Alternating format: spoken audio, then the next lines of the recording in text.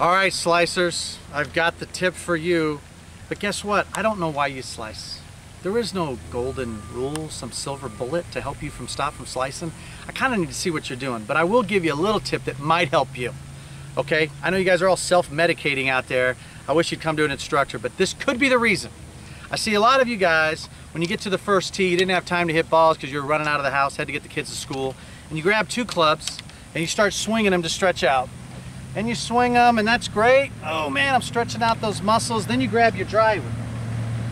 This is the lightest club in your bag.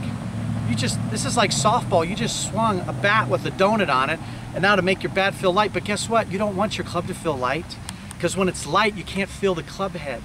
The club is made, it's weighted to help you roll your hands over so that you don't hit a slice. When you can't feel the club head, you will hit a slice. More than like, you might hit a snap hook, but chances are you're not gonna hit it straight. So the key is, and Tom Watson used to do this, and he did this in the British Open when he nearly won a couple years ago, but he called it feeling the club head. When he got nervous, or maybe stretching out before a round, whatever it was, he'd take the lightest club in his bag, you know, if he could, or maybe it was a club in the fairway, but let's just do it with our driver because you just got to the first tee. He would take this club and he'd turn it upside down.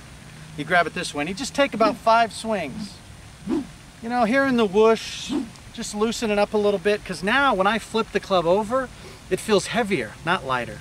And now when I make that first swing, and you guys try this, you'll feel the club want to roll over in your hand. So you don't have to make it roll over, you just have to not stop it from rolling over. And when it's too light in your hands, if you grip it tight, the ball goes right.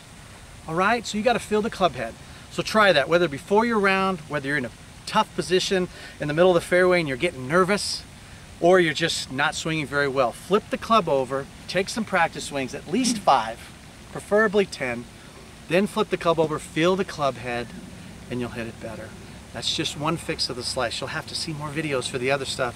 Or better yet, come out to one of our clinics. All our clinics are on our webpage, our calendar of events, AugustaRanchGolf.com. If you don't want to go there because the internet's down, because the monsoon's in town, then just give us a call, 480-354-1234, and we'll be happy to help you and tell you when to come out for our clinics.